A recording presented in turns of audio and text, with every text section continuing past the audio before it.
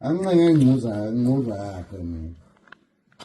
Fuck. Ngayidela umdolomo. Ngimpha imali wazi uthini? Ngiyagcina. Uzombona uzohluphe kanjani umfazi lo. Ngimfuna aphumile futhi la endlini yami la. Hamba. Yo, webathandi bomkhosi ziyakhala impela. Hi your family. Welcome to All Trending Mzansi. If you're new here, please subscribe and hit the thumbs up button and I hope you will stay. Woo! Yebathandi bomkhosi kwaBayede ziyakhala impela. Not a video of Bayede and one of his wife circulating on the internet, yebathandi bomkhosi, whereby Bayede was insulting the queen, yebathandi bomkhosi. Amongst all of those insults, Kaizer Chiefs was mentioned. He's alleging that the wife is having someone omshelayo sontweni.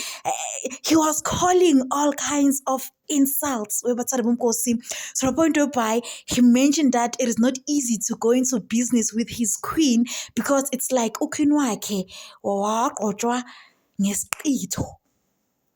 I am beyond being shocked at this point, because what do you mean?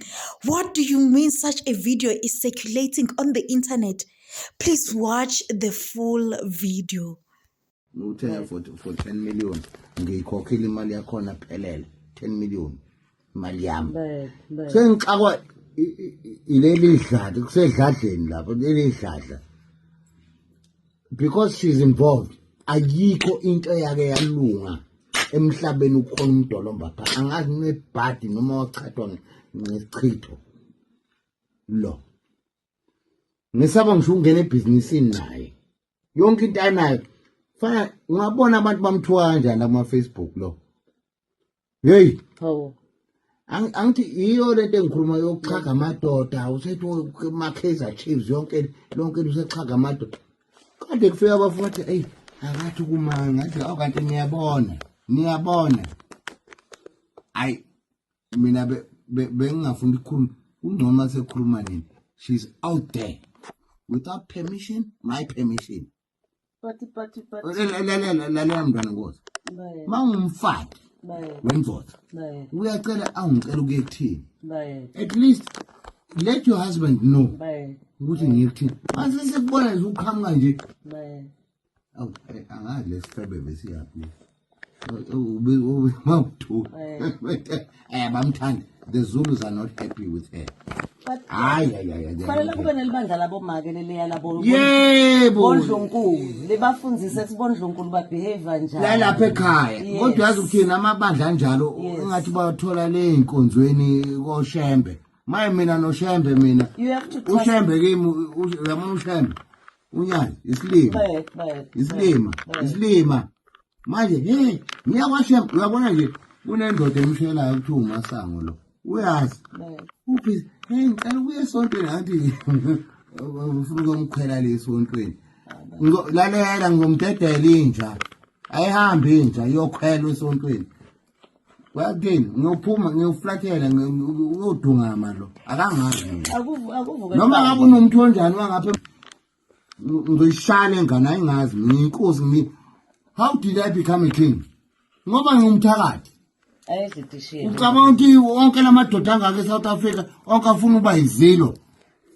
Ayizidishile. Ungalwa nami wena. Hey, wekholo. Lenjaleni. Uset, ngicela endini yami. Nginentombi yami lapha nje. Uncane endini lena. Angiyenza yakhe mina.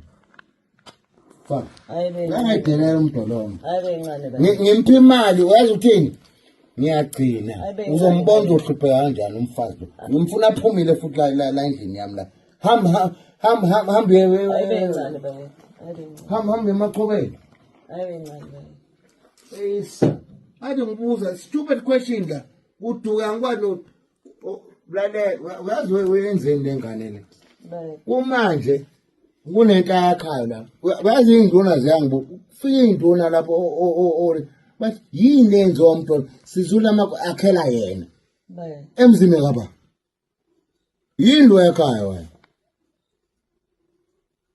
hey wothatha lezi iqini zakho ubuye nazo emachobeni ngakubeka emachobeni nomsuno kaye omsuno wensha futhi ngijwayela kabi wena awusiwe la wakhangela wena akekho umuntu onomfazi la ngijwayela kabi wena mdolomba uzuhlala ngathi u-innocent kanti uyanuka fuck you usake ngifuna uhambile wazi uthini yona impilo engiyiphilayo usuku nemini ke yemali usuku nemini philwa into engizoyenza bayetha ngithemba ukuthi bengicuphile ubuza into yasuka awuthi ngihambe Yo, webathandi bomgosi Aisha Mnizizwele, not the whole king. Webathandi bomgosi being proud to say that unentombi yakhe yena. What are the other wives going to say? Phew. Aisha, I am beyond being shocked at this point. This is shocking. A whole isilo.